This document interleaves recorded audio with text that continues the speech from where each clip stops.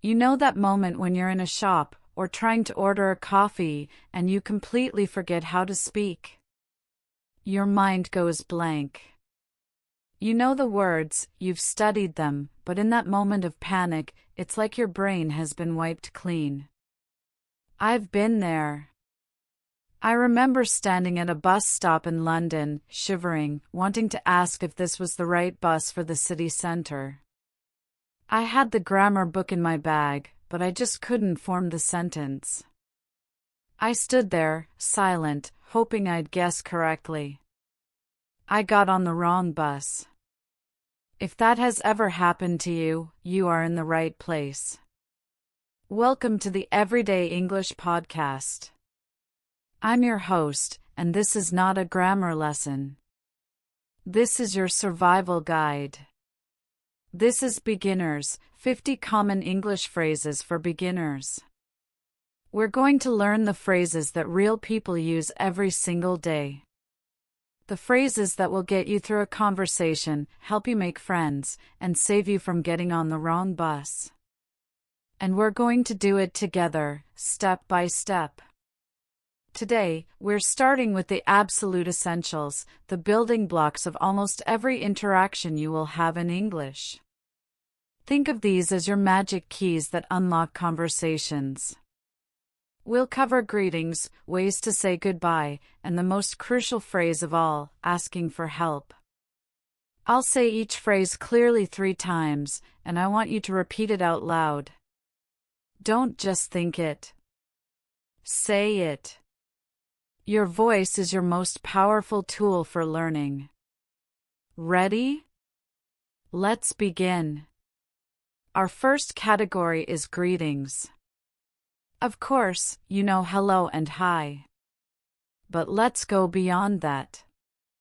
The first phrase is good morning. It's used until about noon. Good morning. Good morning. Good morning. Now you try. Perfect. Next, good afternoon. For afternoon until around 5 or 6 p.m. Good afternoon. Good afternoon. Good afternoon. And finally for the evening, good evening. Good evening. Good evening. Good evening. But what about when someone says, "Hi, how are you?" This is not a deep question about your life philosophy. It's a social ritual. The most common and perfect responses are "I'm fine, thank you." And you? Let's practice that. I'm fine, thank you. And you? Another very common and friendly response is "I'm good, thanks." How about you? Notice how we almost always return the question. And you, or how about you? This is the secret. It keeps the conversation flowing. Now, let's talk about goodbyes. Goodbye is formal. More common are bye or see you later. But I want to give you a very natural one. Have a good day. It's friendly and polite. You can say it to a shopkeeper, a colleague, anyone. Have a good day. Or, if it's the evening, have a good evening. Let's practice. Have a good day. Have a good evening. But here is the most important phrase you will learn today. The phrase that will save you when you're lost, confused, or just need a moment to think. Excuse me, can you help me? This is your superpower. Excuse me, can you help me? Let's break it down. Excuse me gets the person's attention politely. Can you help me is a clear, simple request. Say it with me. Excuse me, can you help me? One more time. Excuse me, can you help me? Wonderful. Remember this phrase. It is more valuable than knowing the past perfect tense right now. So, to recap, we've learned greetings like good morning, responses like I'm fine, thank you. And you, goodbyes like have a good day, and our superpower phrase, excuse me, can you help me? Practice these today. Say them to yourself in the mirror. Try to use one of them, even if you're just practicing with a language app. In our next part, we'll dive into the phrases you need for simple introductions and making a brand new connection. This is where the fun begins. So, you've mastered those first essential greetings and you're ready to take the next step. But what happens after you say hello? How do you go from a simple greeting to an actual conversation? That's the magic moment we're unlocking today. Imagine you're at a language exchange event, or you meet a friendly neighbor who speaks English. Your heart might beat a little faster, but I promise you, with these next phrases, you'll be able to introduce yourself with confidence. This is where you stop being just a listener and start becoming a speaker. Let's dive into introductions. The most fundamental phrase, the one that starts every relationship, is "my name is," followed by your name. It's formal and clear. But in everyday, casual English, people often shorten it. They say, "I'm," followed by their name. So, for example, I would say, "I'm Alex." It's faster and feels more natural. Let's practice both. First, the formal version, "My name is Alex." Now, the casual one, "I'm Alex." Feel the difference? You try. Say your name out loud with both phrases. My name is, and I'm excellent. Now, after you say your name, the next logical step is to ask for the other person's name.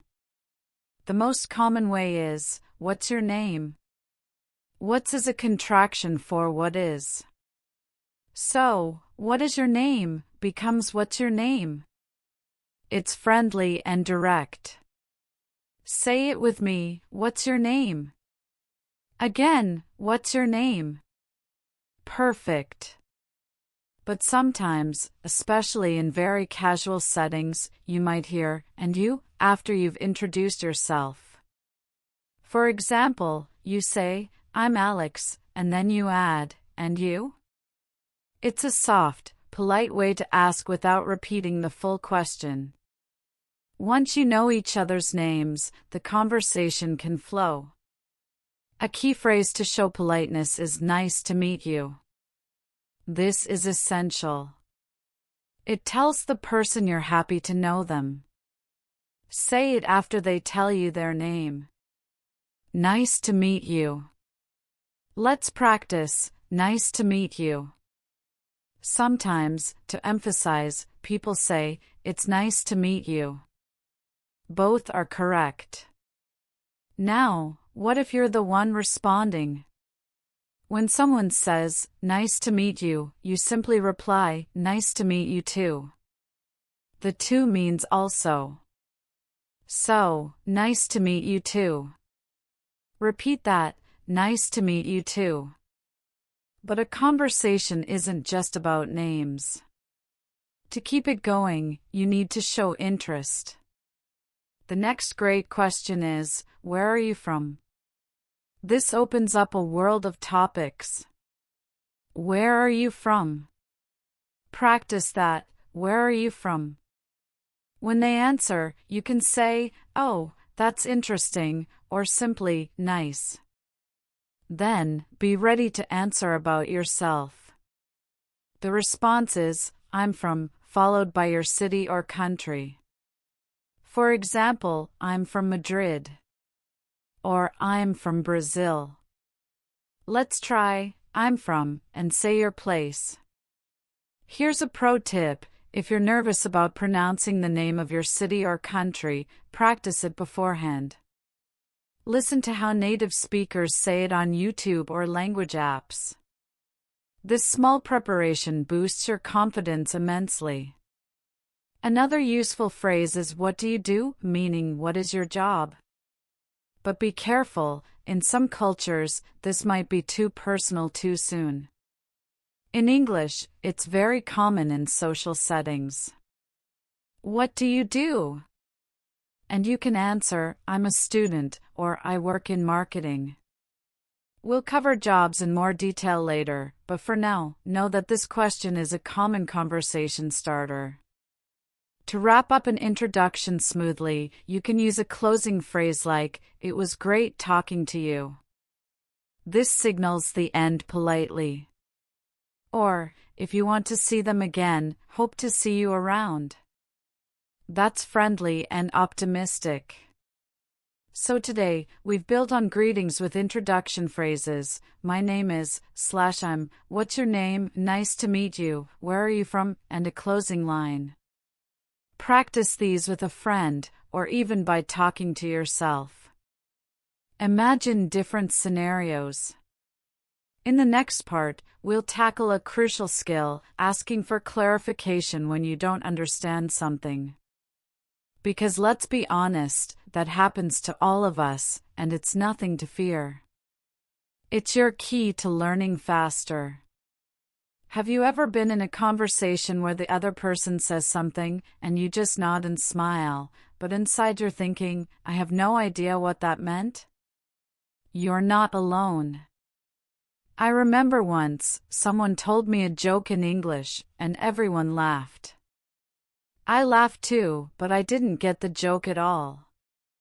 I was too embarrassed to ask them to explain it. So I missed out on a funny moment and a chance to learn. That's when I realized that admitting you don't understand is not a sign of weakness, it's the bravest and smartest thing you can do. It turns a dead end into a learning opportunity. Today, we're going to equip you with the phrases that will give you the courage to say, I didn't get that, and turn confusion into clarity. The most straightforward and useful phrase is, I don't understand. It's simple, clear, and direct. There's no shame in it. Say it with me 3 times. I don't understand. I don't understand. I don't understand. Great. Now, sometimes, you might understand some of what was said, but not all. In that case, you can say, I'm sorry, I didn't catch that. The word catch here means to hear or understand. It's very polite. I'm sorry, I didn't catch that. Let's practice. I'm sorry, I didn't catch that. Again. I'm sorry, I didn't catch that. But what if you simply didn't hear the words clearly? Maybe the speaker talked too fast or there was background noise. This is where "could you repeat that, please?" becomes your best friend. It's a request, not a demand, and the please makes it very courteous. Could you repeat that, please? Repeat after me. Could you repeat that, please? Could you repeat that, please? Could you repeat that, please? Perfect. A slightly more casual version is, can you say that again? But could you is a bit more polite and common in formal situations. Now, if the problem is speed, not volume, you need to ask them to slow down. The phrase for that is, could you speak more slowly, please? This is incredibly helpful. It gives you time to process the words. Could you speak more slowly, please? Let's say it together 3 times. Could you speak more slowly, please? Could you speak more slowly, please? Could you speak more slowly, please? Well done. Sometimes, the issue is a single word that you don't know. Instead of stopping the whole conversation, you can ask, what does word mean?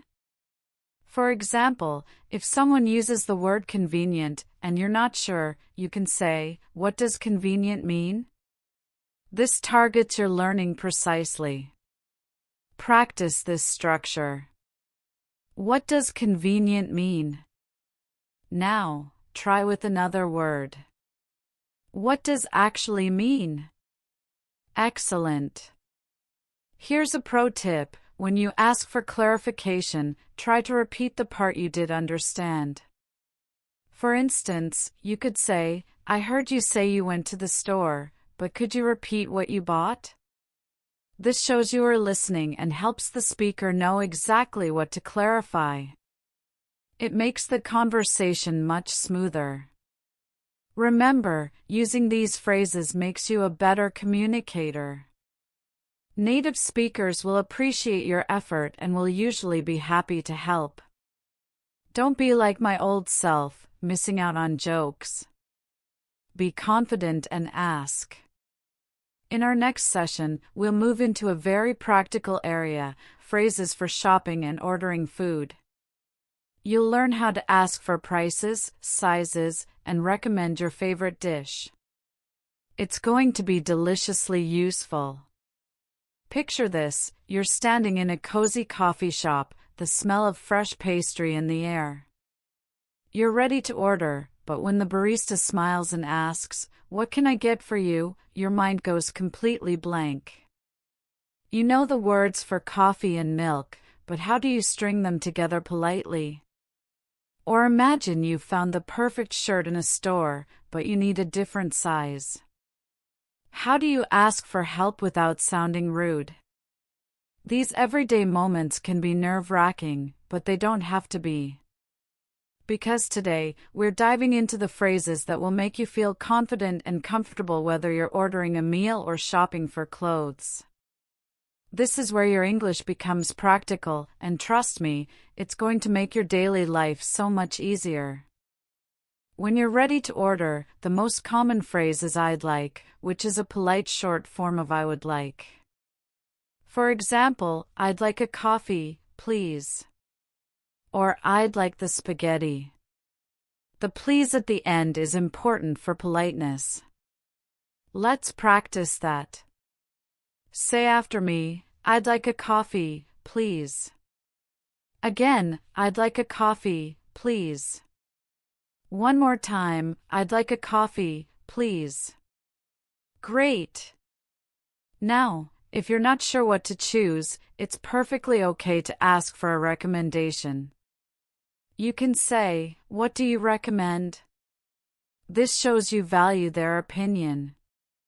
What do you recommend?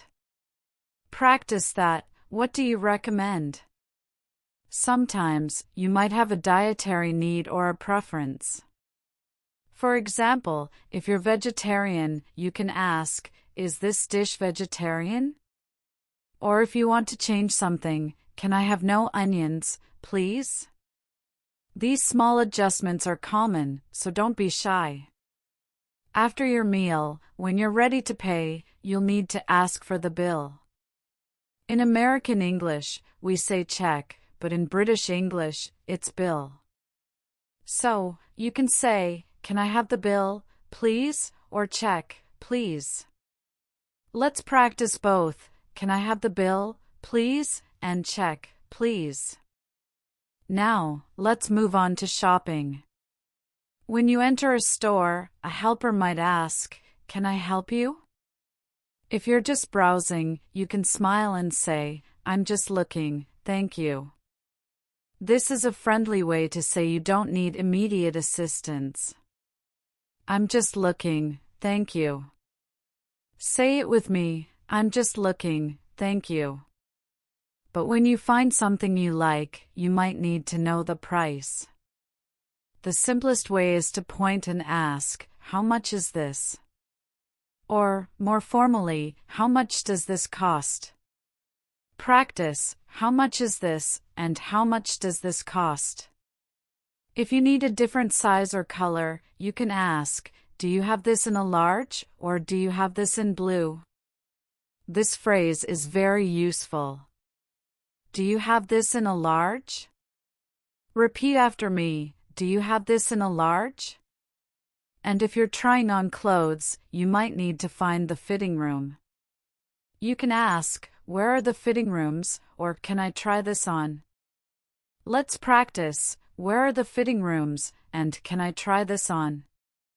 A quick tip, always remember to be polite by using please and thank you. It makes a big difference. Also, if you're unsure, don't hesitate to use the clarification phrases we learned last time, like could you repeat that, or I'm sorry, I didn't catch that. So, today we've covered ordering food with phrases like I'd like, and what do you recommend, and shopping with how much is this, and do you have this in a different size? Practice these by role-playing at home. Imagine you're in a cafe or store and speak out loud. In our next part, we'll tackle another practical topic, asking for and giving directions. Because getting lost is no fun, but knowing how to find your way is empowering. I'll never forget the first time I tried to find a famous museum in New York City. I had the address written down, but the streets were a maze of skyscrapers and noise.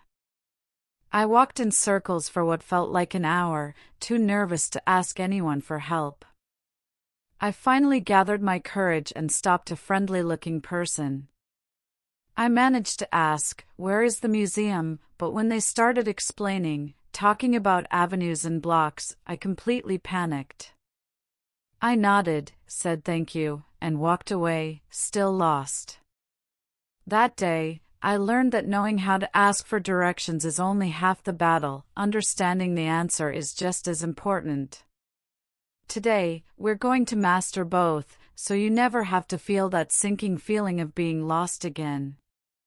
The simplest question is, where is, followed by the place you're looking for. For example, where is the train station, or where is the bathroom? It's direct and effective. Say it with me 3 times. Where is the train station? Where is the train station? Where is the train station? Good. Another very useful phrase is, how do I get to? This asks for the route, not just the location. How do I get to the city center? Practice that. How do I get to the city center? Again, how do I get to the city center? Perfect. If you're looking for a specific type of place, like a bank or a cafe, you can ask, is there a bank near here? This is great for when you're not sure if something exists in the area. Is there a bank near here?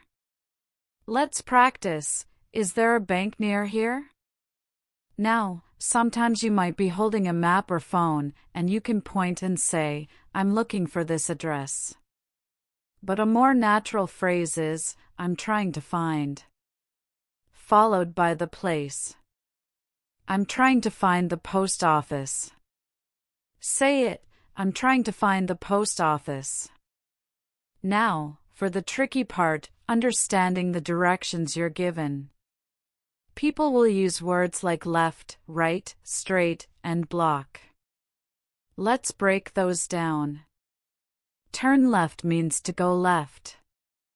Turn right means to go right. Go straight means to continue forward without turning. And a block is the distance between 2 streets. So, you might hear, go straight for 2 blocks, then turn left. Listen for these keywords. Repeat after me, turn left. Turn right. Go straight. 1 block. You might also hear phrases like, it's on the corner, meaning where 2 streets meet, or it's next to the park, meaning beside it. Another common one is, it's across from the bank, meaning on the opposite side of the street. Let's practice these. It's on the corner. It's next to the park. It's across from the bank. But what if you don't understand the directions? Remember our phrases from last time? You can say, "Could you repeat that, please?" or "Can you speak more slowly?" But specifically for directions, you can ask, "Can you point it out on the map, if you have one?" Or, to confirm, you can repeat what you heard. So, "I turn left at the traffic lights." This shows you're listening and helps avoid mistakes. Here's a pro tip: many people use gestures when giving directions. Watch their hands, they might point left or right. This visual cue can be incredibly helpful. Also, don't be afraid to ask a second person if you're still confused. It's better to be sure than to walk in the wrong direction. So, to recap, we've learned how to ask with "where is" and "how do I get to," and we've practiced understanding key terms like "turn left" and "go straight." Practice these by giving directions to places in your own hometown. In our next part, we'll move into a more social area, phrases for making small talk and talking about the weather. It's the glue that holds conversations together, and it's easier than you think. Have you ever been stuck in an elevator with someone or waiting in a long line and felt that awkward silence hanging in the air? You know you should say something, but what? In many English-speaking cultures, breaking that silence with a little small talk is not just polite, it's expected. It's how we connect as humans. And the secret weapon for small talk? The weather. It might seem cliché, but talking about the weather is a universal icebreaker. It's safe, it's neutral, and it opens the door to deeper conversations. Today, we're going to learn how to master the art of small talk, starting with those essential weather phrases that will make you sound like a native speaker in no time. Why the weather? Because it's something everyone experiences. It's a shared experience. The simplest way to start is by stating an observation. For example, if it's a sunny day, you can say, "It's a beautiful day, isn't it?" That little "isn't it" at the end is called a tag question, and it invites the other person to agree and respond. It's very natural. Let's practice that phrase. Say after me, "It's a beautiful day, isn't it?" Again, "It's a beautiful day, isn't it?" One more time, "It's a beautiful day, isn't it?" Great! If the weather isn't so great, you might say, "It's really cold today, isn't it?" or "What a rainy day." Another common phrase is, "The weather is terrible today." But to be more positive, you could add, "But I hope it clears up later." Practice these: "It's really cold today, isn't it?" and "What a rainy day." Now, beyond the weather, small talk often involves checking in on people. A very common and casual greeting is, "How's it going?" This is similar to "How are you?" but more informal. The typical response is, "It's going well, thanks." How about you? Let's practice that exchange. First, the question, "How's it going?" Now, the response, "It's going well, thanks." How about you? Repeat that a few times to feel comfortable. Another friendly question is, "What have you been up to?" This means, "What have you been doing lately?" It's a great way to show interest in someone's life. A simple response could be, "Not much, just work." How about you? Or "I've been busy with the kids." You don't need to give details, just share a little. Practice asking, "What have you been up to?" and responding, "Not much, how about you?" When you're ending a small talk conversation, you can use phrases like, "Well, it was nice chatting with you," or "I'd better get going." "See you later." These are polite ways to exit without being abrupt. Let's practice. Well, it was nice chatting with you, and I'd better get going. See you later. Here's a pro tip. In small talk, people often use fillers like ah, or you know. Don't worry about using them perfectly, they make speech sound natural. Also, remember to smile and make eye contact, it conveys friendliness even if your words are simple. The key to small talk is to listen as much as you speak. Ask follow-up questions like, really, or that sounds interesting. This keeps the conversation flowing.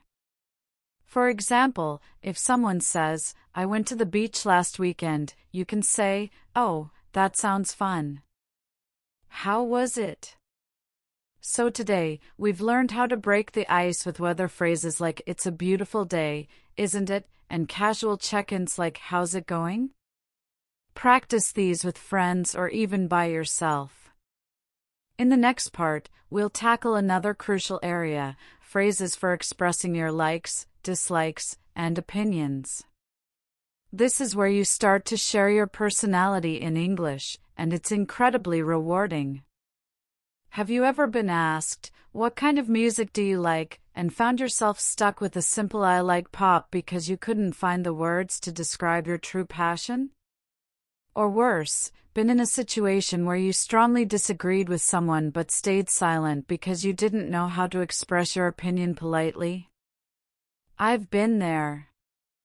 At a dinner party once, everyone was raving about a movie I honestly didn't enjoy. I just smiled and nodded, feeling completely invisible. That night, I realized that sharing your preferences and opinions isn't just about vocabulary, it's about sharing a piece of who you are. It's how you connect on a deeper level. Today, we're going to unlock the phrases that will allow you to express your likes, dislikes, and opinions with confidence and clarity. This is where your English becomes truly personal. For strong liking, we use love or really like. For example, I love listening to music. Or I really like Italian food. For a more formal or nuanced tone, you can use enjoy. Like, I enjoy reading books. Let's practice these. Repeat after me 3 times each. First, I like walking in the park. I like walking in the park. I like walking in the park. Now, for stronger feeling, I love watching movies. I love watching movies. I love watching movies. And with enjoy, I enjoy cooking. I enjoy cooking. I enjoy cooking. Excellent. Now, for dislikes. It's important to be polite, especially when expressing negative preferences. The simplest way is I don't like. For example, I don't like loud noises. To be softer, you can say I'm not a fan of, which is very common and friendly. Like, I'm not a fan of horror movies. For stronger dislike, I can't stand. Means you really dislike something. But use this carefully. For instance, I can't stand being late. Let's practice. Say after me, I don't like cold weather. I don't like cold weather. I don't like cold weather.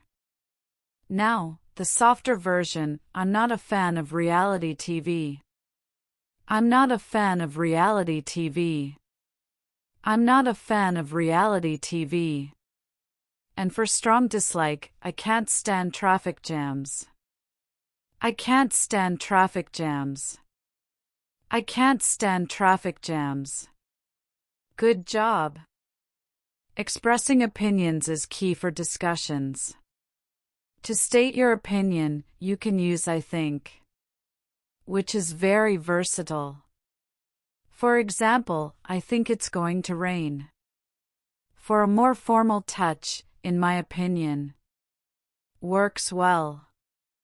Like, in my opinion, this is a great idea. Or I believe, which shows conviction. For instance, I believe we should start early. When agreeing, you can say I agree or that's a good point. When disagreeing politely, try I see what you mean, but, or I'm not sure I agree. This keeps the conversation respectful. Practice with me. I think learning English is fun. I think learning English is fun. In my opinion, practice is important.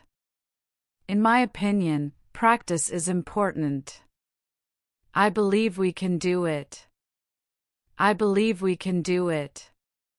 Here's a pro tip. When expressing dislikes or disagreements, it's often helpful to soften your language. Use phrases like I'm not really fond of instead of I hate, or I have a different perspective instead of you're wrong. This shows respect and makes people more open to your views. Also, remember to ask for others' opinions. What do you think? This turns a statement into a conversation. So, to recap, we've covered likes with I like, I love, and I enjoy, dislikes with I don't like, I'm not a fan of, and I can't stand, and opinions with I think, in my opinion, and I believe.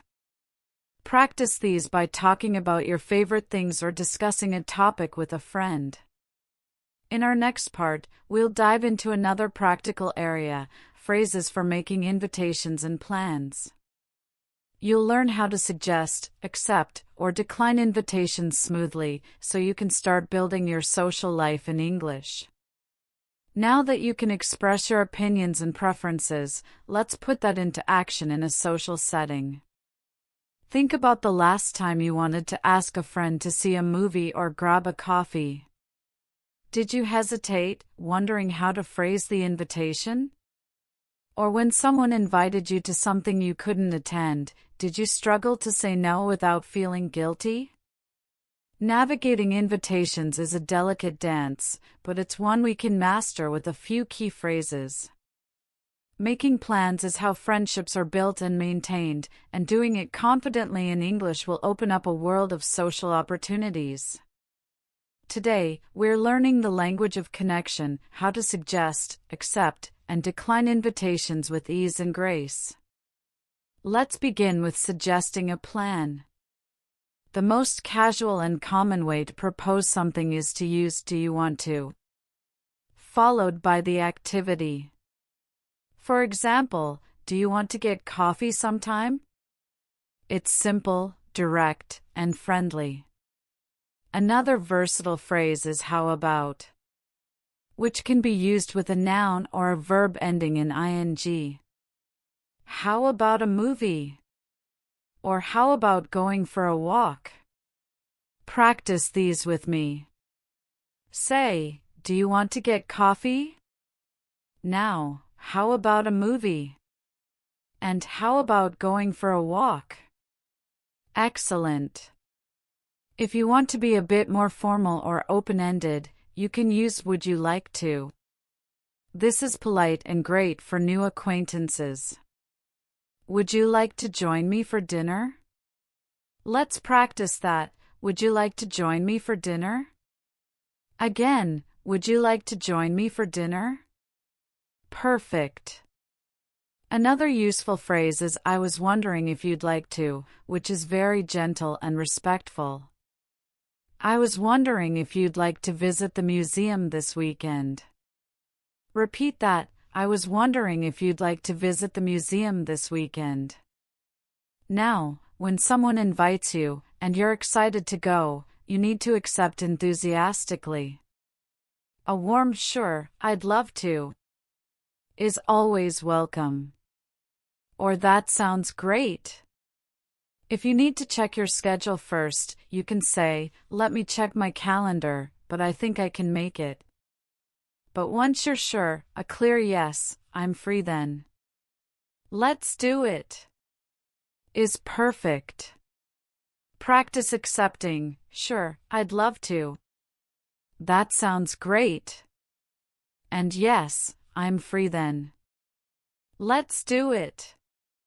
But what about when you have to say no? Declining an invitation politely is crucial to maintain relationships.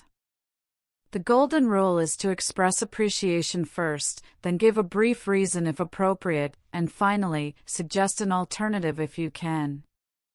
Start with "Thank you so much for inviting me."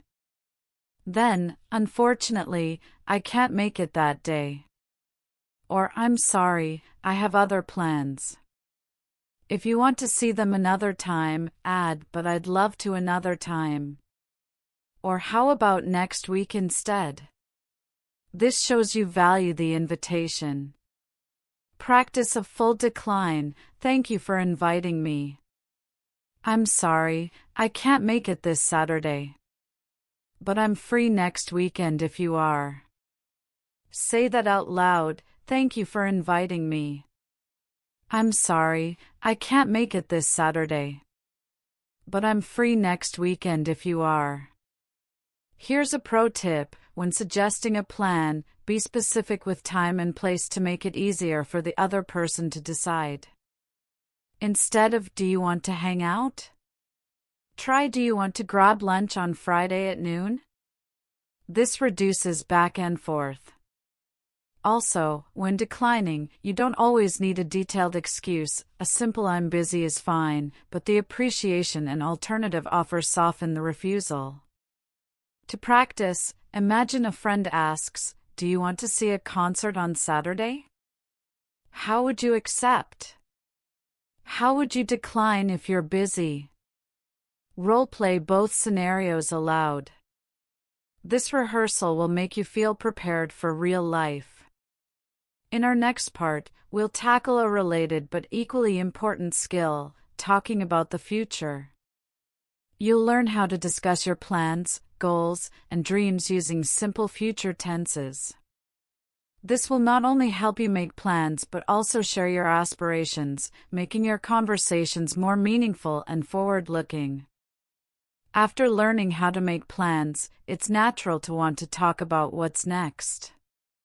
Imagine you've just accepted an invitation to a party next month.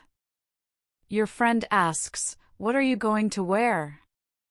Or "Will you bring anything?" Suddenly, you need to shift your thinking from the present to the future. This ability to discuss upcoming events, dreams, and even simple intentions is what makes conversations dynamic and forward-moving. It allows you to share your aspirations and coordinate your life with others. Today, we're going to demystify the future tense in English. It might seem daunting with all the grammar rules, but I promise, we'll focus on the most common and useful phrases that you can start using immediately. By the end of this, you'll be able to talk about your weekend plans, your career goals, and everything in between with confidence. Let's start with the most common way to express a future plan: "be going to." We use this when we have an intention or a plan that we've already thought about. For example, if you've decided to study English tonight, you would say, "I'm going to study English tonight." It's firm and decided. The structure is simple: "I am going to" plus the base verb. Let's practice with a few examples. Repeat after me 3 times each. First, "I'm going to watch a movie later." "I'm going to watch a movie later." "I'm going to watch a movie later." Now, try a question: "What are you going to do this weekend?" "What are you going to do this weekend?" "What are you going to do this weekend?" And a negative: "I'm not going to work tomorrow." "I'm not going to work tomorrow." "I'm not going to work tomorrow." Feel how that conveys a clear plan? Next, we have will. We use will for spontaneous decisions made at the moment of speaking, or for predictions about the future. For instance, if your phone rings and you decide to answer it, you might say, "I'll get it." Or if you think it will rain, you could say, "It will rain soon." But in everyday conversation, we often contract will to ll. So, I will becomes I'll, you will becomes you'll, and so on. This sounds much more natural. Let's practice some common spontaneous phrases. Say after me, I'll call you back. I'll call you back. I'll call you back. Now, an offer, I'll help you with that. I'll help you with that. I'll help you with that. And a prediction, I think it'll be sunny tomorrow. I think it'll be sunny tomorrow. I think it'll be sunny tomorrow. Notice how it feels a bit less certain than going to. Another very natural way to talk about the future, especially for arranged appointments or social plans, is the present continuous tense. Yes, we use a present tense to talk about the future. This is for things that are scheduled or fixed. For example, if you have a doctor's appointment next Tuesday, you say, I'm seeing the doctor on Tuesday. Or if you're meeting friends, I'm meeting my friends for lunch tomorrow. The key is to use a time expression like tomorrow, next week, or at 5 p.m. to make it clear you're talking about the future. Practice this with me. I'm flying to Paris next month. I'm flying to Paris next month. I'm flying to Paris next month. Now, a question. Are you doing anything tonight? Are you doing anything tonight? Are you doing anything tonight? This is extremely common in casual conversation. For dreams and desires, we often use would like to or hope to. These are softer and express a wish. For example, I'd like to learn French one day. Or I hope to visit Japan soon. They are perfect for sharing your aspirations without sounding too rigid. Practice, I'd like to buy a new car. I'd like to buy a new car. I'd like to buy a new car. And I hope to see you again.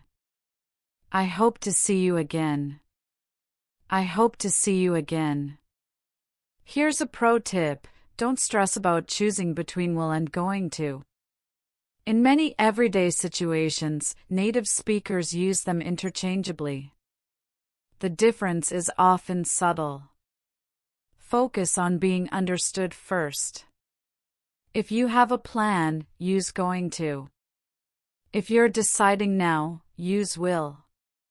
And for fixed arrangements, use the present continuous. Listen to how people around you use these phrases, and you'll pick it up quickly. To practice, try describing your plans for the coming week out loud. Use all three structures. For example, on Monday, I'm going to work late. On Tuesday, I'll probably go to the gym.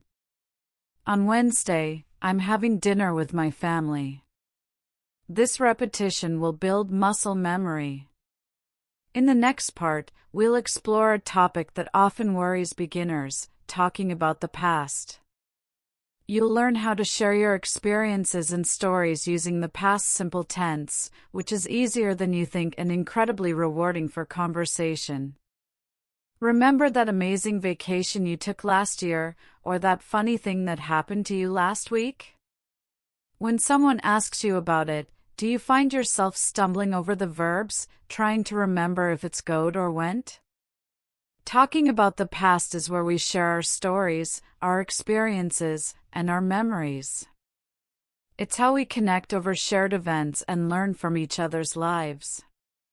But for many beginners, the past tense can feel like a maze of irregular verbs and confusing rules.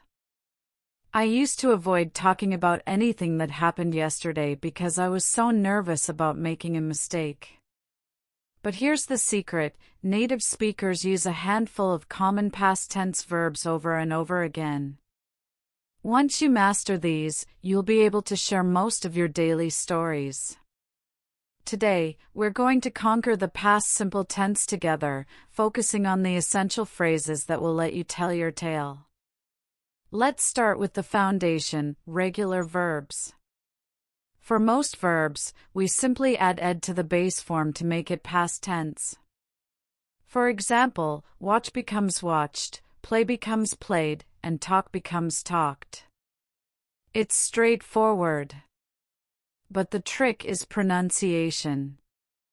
The ed ending can sound like t or id.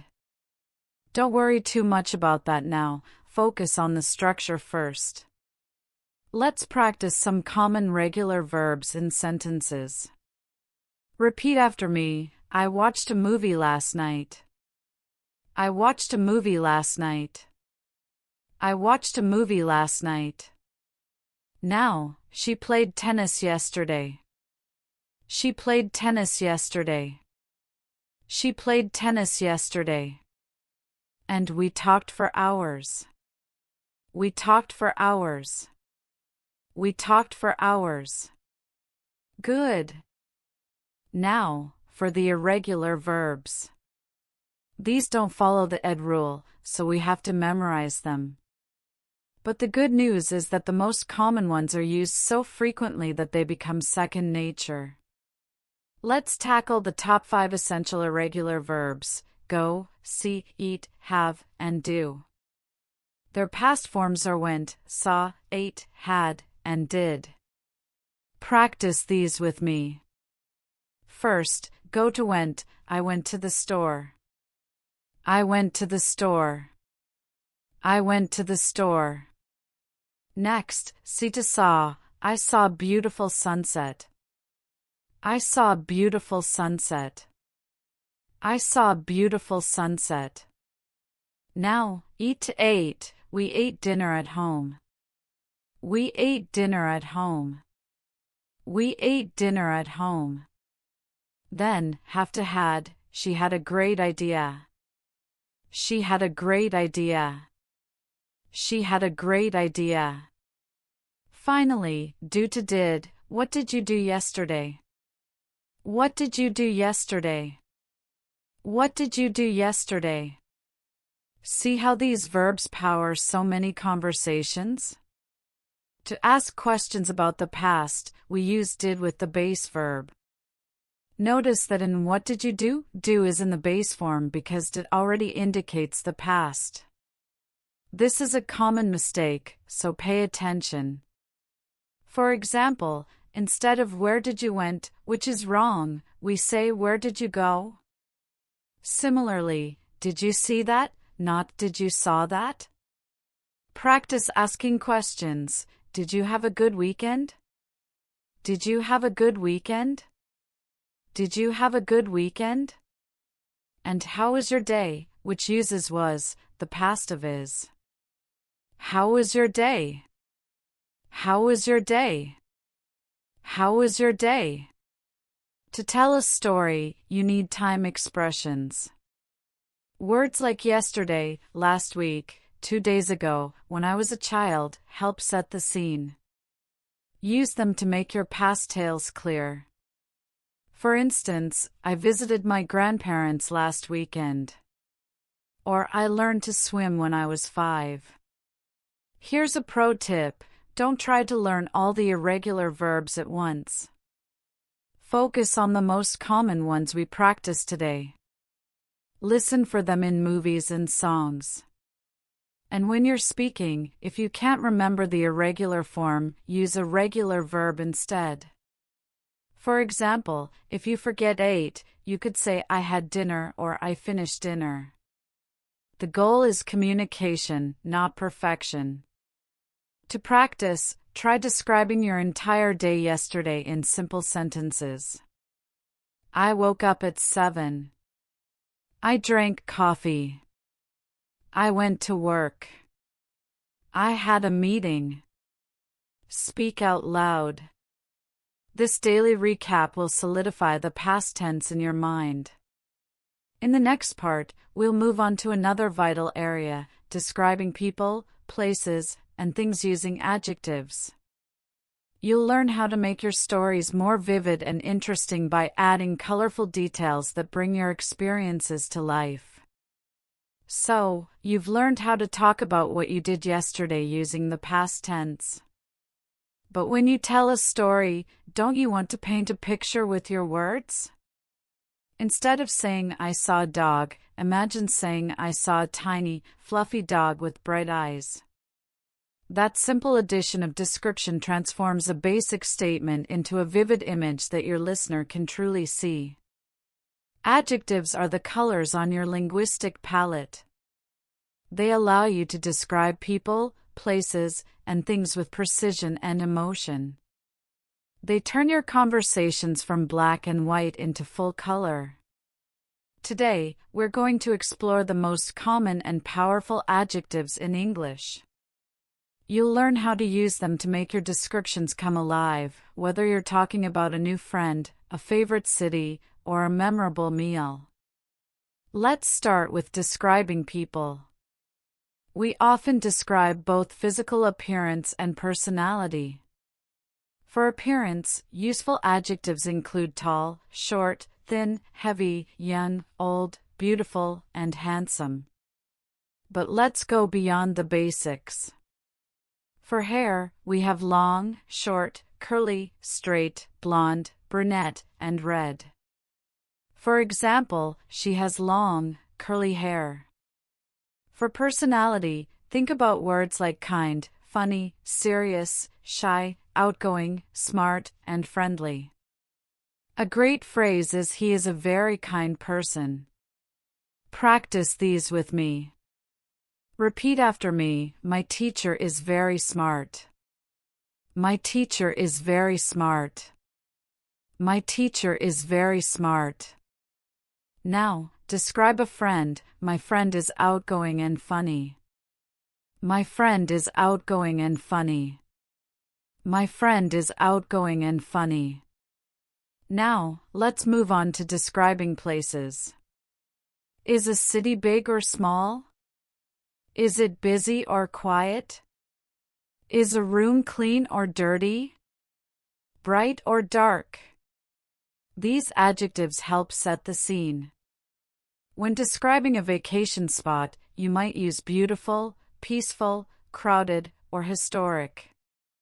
For instance, the beach was beautiful and peaceful.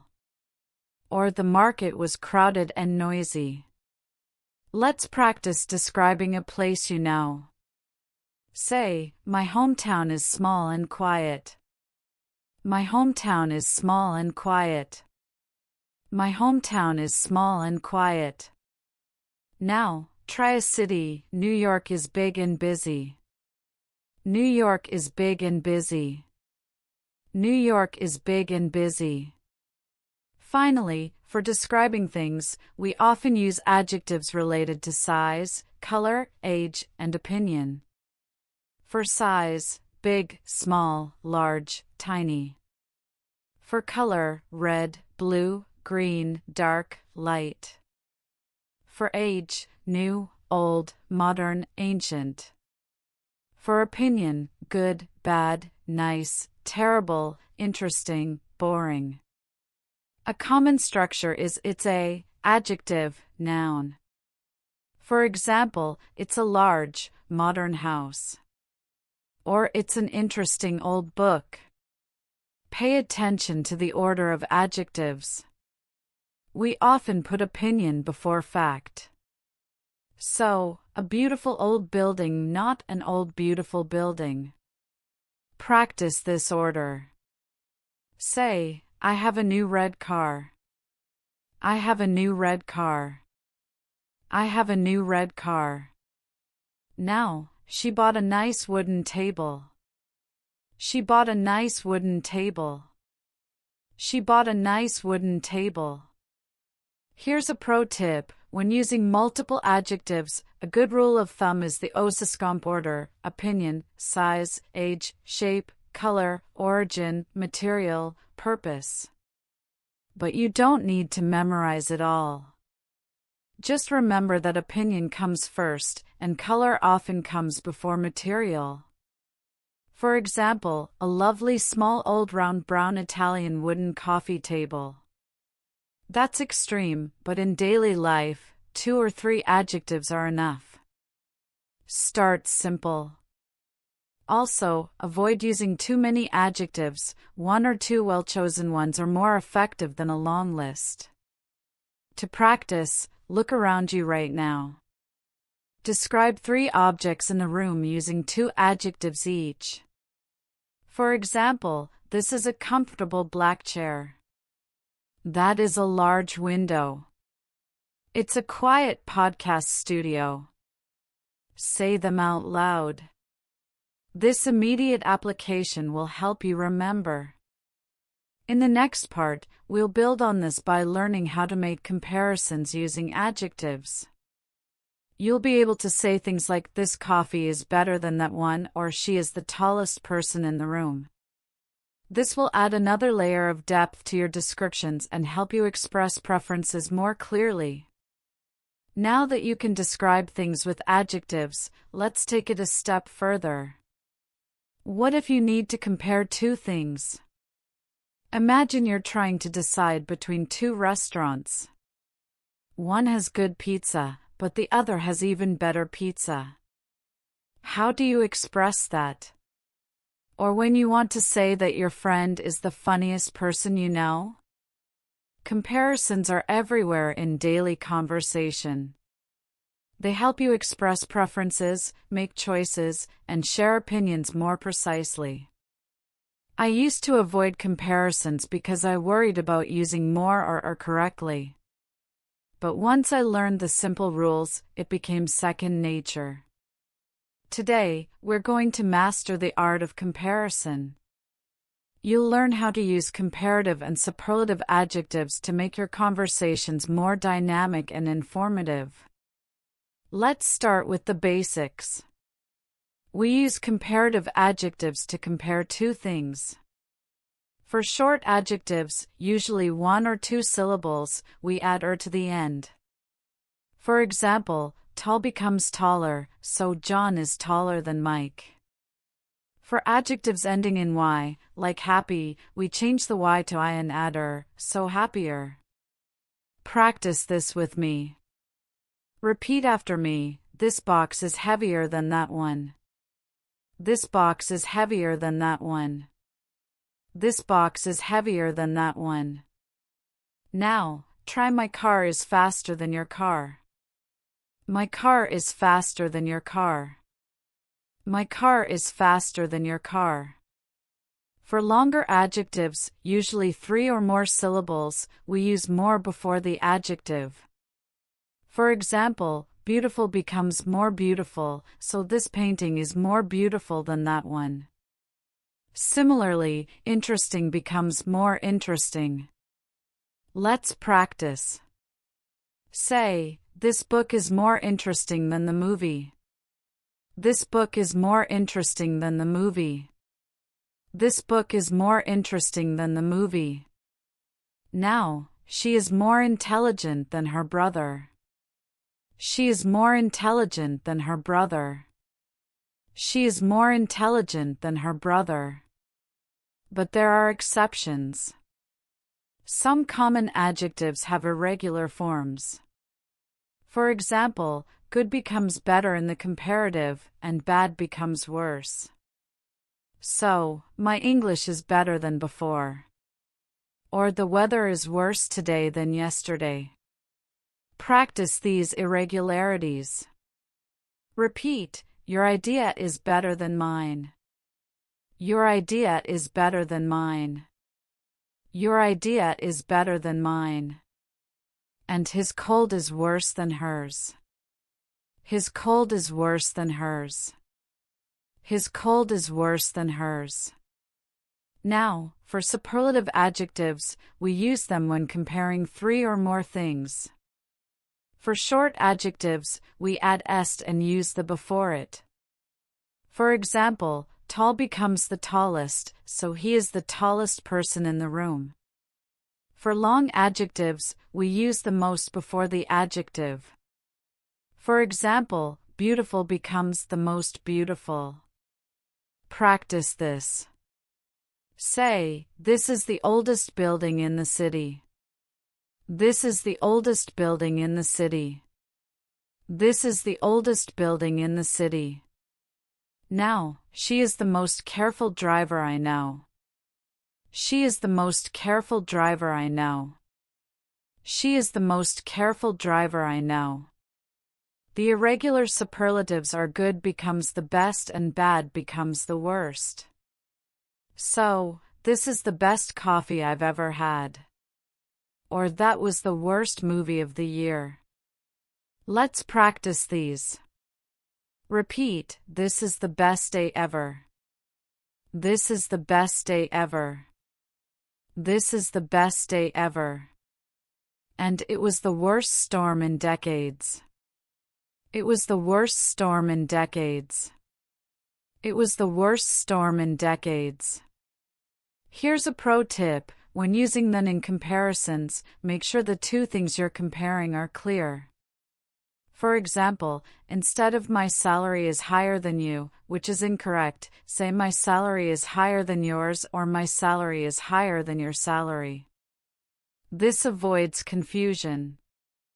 Also, remember that some adjectives, like unique or perfect, are absolute and shouldn't be compared in formal English, but in everyday talk, people sometimes say more unique for emphasis. To practice, think of two people you know. Compare them using comparative adjectives. For example, my sister is taller than me, or my boss is more patient than my previous boss. Then, think of three things in your home and use superlatives. My bed is the most comfortable piece of furniture, or this lamp is the brightest. Say these sentences out loud to build confidence. In the next part, we'll explore another essential grammar topic, talking about abilities using can and could. You'll learn how to say what you can do, what you could do in the past, and how to ask for permission politely. This will greatly expand your conversational range and help you express your capabilities effortlessly. Think back to a time when you were in a new situation, maybe a class or a social gathering, and someone asked you, "What can you do?" or "Can you help with this?" In that moment, being able to confidently state your abilities or ask for what you need is empowering. But if you're not sure how to use can and could correctly, you might hesitate. I remember once, I wanted to ask my boss if I could leave early, but I wasn't sure if I should use can or could. I ended up mumbling something awkwardly. That's when I realized that mastering these small words can make a big difference in how confident you sound. Today, we're going to break down the versatile verbs can and could. You'll learn how to talk about your abilities, make polite requests, and ask for permission with ease. This knowledge will help you navigate everyday situations more smoothly. Let's start with can. We use can to talk about present ability, what you are able to do now. The structure is simple, can plus the base form of the verb. For example, I can speak English, or she can drive a car. To make a negative, we say cannot or the contraction can't. For instance, I can't swim. Questions are formed by inverting can and the subject. Can you play the guitar? Let's practice some common phrases. Repeat after me 3 times each. First, I can cook. I can cook. I can cook. Now, a negative, he can't come to the party. He can't come to the party. He can't come to the party. And a question, can you help me?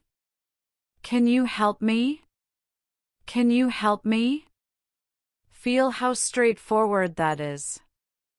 Now, for could. We use could in a few ways. First, for past ability, what you were able to do in the past.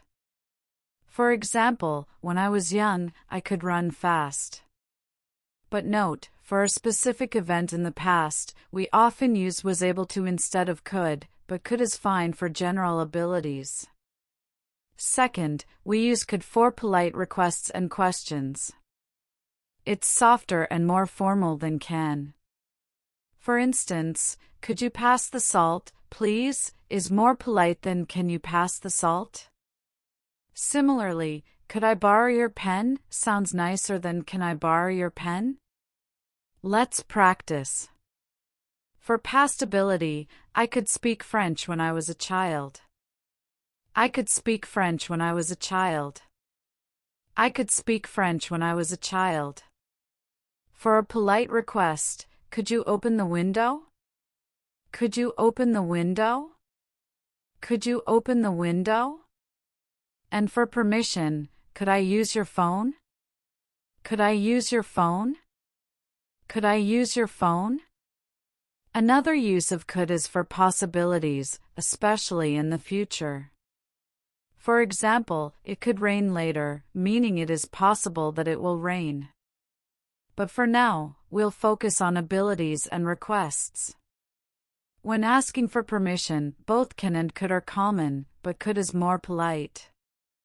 In informal situations with friends, can is perfectly fine. But with strangers or informal settings, could is better. Also, remember that may is even more formal for permission, like may I come in, but in everyday English, can and could are used most often. Here's a pro tip: when making a request, adding please at the end or beginning makes it even more polite. For example, could you please send me the file, or please, can you help me? Also, when responding to a request, you can say sure, I can, or of course, or I'm sorry, I can't. This keeps the conversation friendly. To practice, think about what you can do well. Say out loud, I can sing, or I can't dance. Then, imagine you're in a cafe. How would you ask for a glass of water? Try both, can I have a glass of water, and could I have a glass of water? Notice the difference in tone. Finally, think about a childhood ability. Say, when I was little, I could climb trees. In the next part, we'll dive into another essential area, talking about habits and routines. You'll learn how to describe what you do every day, every week, or every year using the present simple tense and phrases like used to. This will help you share more about your life and understand others' daily patterns. We've covered so much ground together, from describing the past to imagining the future. But what about the everyday actions that fill the space between? The routines that shape our lives and the habits that define us? Talking about what you usually do is a fundamental part of sharing your life with others. It's how you connect over common experiences, like morning rituals or weekly traditions. I used to think my daily routine was too boring to talk about, until I realized that these simple patterns are the fabric of our lives. When you can describe your habits in English, you're not just listing activities, you're inviting someone into your world. Today, we're going to explore how to talk about habits and routines using the present simple tense and the phrase used to. This will be our final topic in this series, and I want to thank you for joining me on this journey. Let's make this last lesson count. The present simple tense is your best friend for talking about habits. We use it for actions that happen regularly, always, or generally. The key is to use the base form of the verb for I, you, we, and they, and add an S for he, she, and it. For example, I drink coffee every morning, or she works from home on Fridays. Time expressions like always, usually, often, sometimes, every day, and on weekends are your clues that the present simple is needed. Let's practice some core phrases. Repeat after me 3 times each. First, I usually get up at 7 a.m. I usually get up at 7 a.m. I usually get up at 7 a.m. Now, for he often goes to the gym after work. He often goes to the gym after work. He often goes to the gym after work. And a negative, I don't watch TV in the evening. I don't watch TV in the evening.